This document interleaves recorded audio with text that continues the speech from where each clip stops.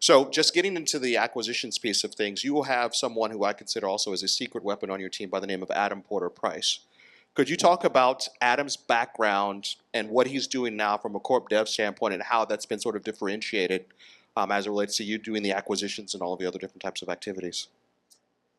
Well, I'm not sure I can really speak to for Adam's background that much. So sorry. He is a force, though. He is very instrumental in looking at what are the gaps across the company that, and part of that merger or that acquisition team.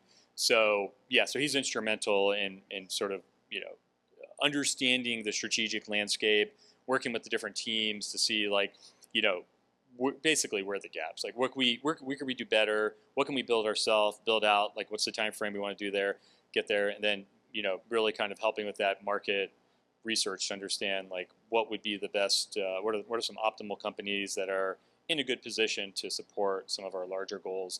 So we are getting more methodical with our campaigns and what products and things like that now that we're growing and we have a lot of product lines.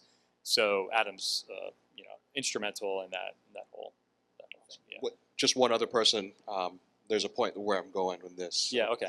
So with regards to Christian Brose, former staff director for Senator John McCain, he's on the team, and as you said, he's one of the founders. How has his experience on Capitol Hill been differentiated for you all over at Anduril? Well, I think it just goes to show, and I think any company probably, rapidly starts to see the importance of this, is like having the right contacts, be able to know how to navigate these complex ecosystems is a skill set. And so, Brose was in that space for a long time, and so he's very, very helpful in knowing who the players are that like, hey, we can't do this thing. Well, okay, well let's try to see if we can't talk to somebody about why can't we do this thing, or helping them kind of think differently. Part of it, I mean, like you said, some of this is change agent kind of stuff because we do have a business model that's a little different than some of the primes.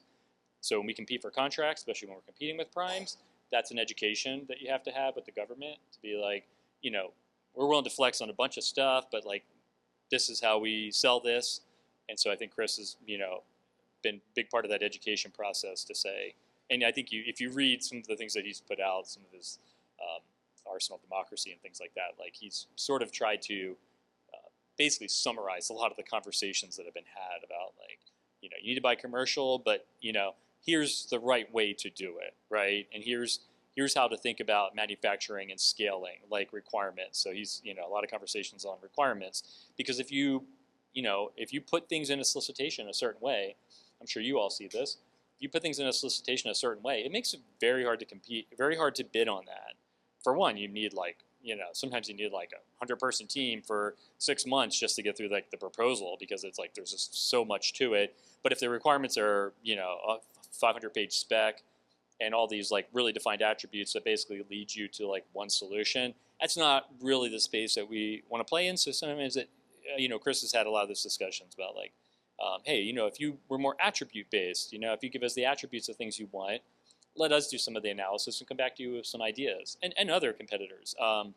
So a lot of, I would say, Chris, his experience and his knowledge and the things that he did for Senator McCain, he was already having a lot of those conversations, so he was able to continue that and kind of put now his industry hat on as well to say, hey, we can, if you do it this way, we can actually like give you something, Thank you so much for that. And so my point with regards to this portion of our conversation, if you were here for the previous discussion where we were talking about case studies of success, Anduril has figured out the process, right? You have a great acquisitions executive who has DoD experience.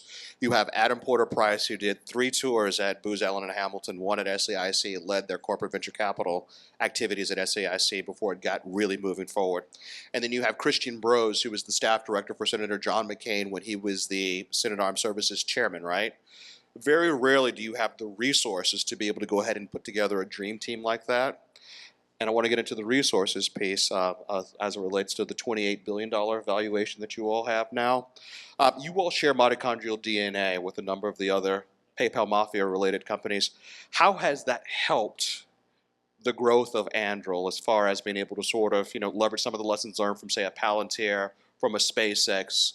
I imagine that's actually helped in the way you engage with the federal government since they've sort of trudged those paths in the past. Yeah, no, I think you're right. I mean, part of it, I think, is the government is at a point, and honestly, I can't say this from my Air Force experience, that this, 7 or 8 years ago, I'm not sure that there wasn't much of an appetite for low cost things. Like, you had any conversation, I was on an Air Force We Need like development team. We were thinking about stuff. It was all the really exquisite stuff. It's like, we need to buy more JAS, we need to buy more LRAS, we need to buy the same. So it wasn't an appetite at all. And I think where we are at, I think part of it is a product of timing. Part of it is a product of the fact that these companies are coming up and they are able to have a little bit of influence and start to get the message out to say we can do things lower cost, but try to get you the same effects in different ways, more novel approaches.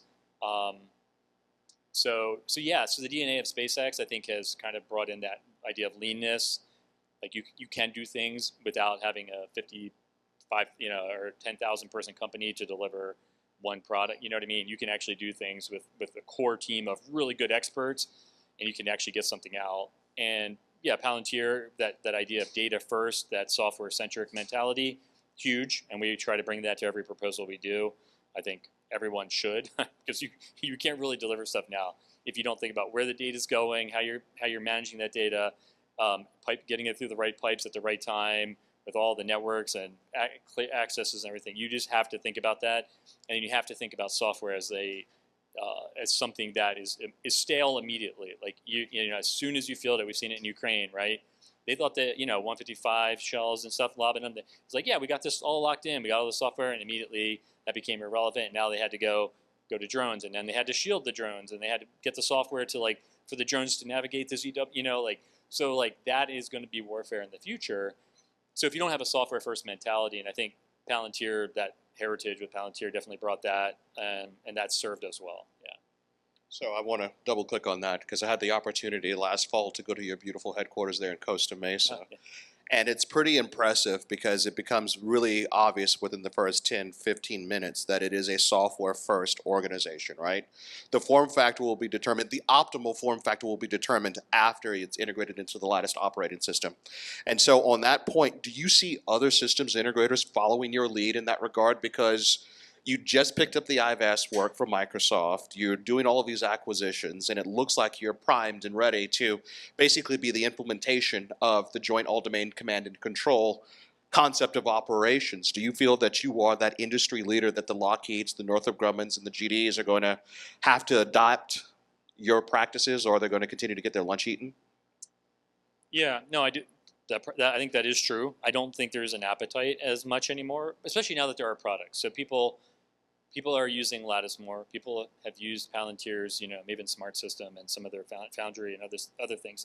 And there's other products out there too that are, very good.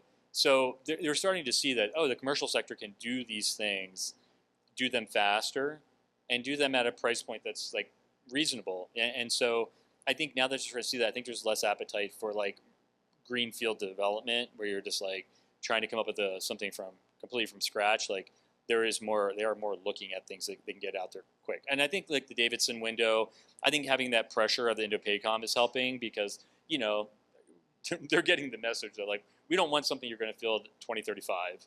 That's not going to help us. So yeah, I do think that the primes are going to have to get more software centric. I think they're going to have to think about how to leverage existing tech and not try to propose something hey, I need 10 years to develop this software thing that worked for the F-35. But I think future platforms and things, they're going to be looking to leverage existing stuff. So that's been fundamental. I don't know if we're ready to take on all of JADC2, but we are definitely a critical piece of it and growing piece of it in terms of establishing a data mesh that has, SDKs that can do third-party integrations that, we can easily pull data together to get it through the pipes, whether they be big or small. To be able to kind of easily filter that down to the right elements that an operator at the edge needs to do their mission in a DDIL environment. So I do think every prime that's fielding something, especially something forward, is going to have to think about that. And I do think we're in a pretty good position.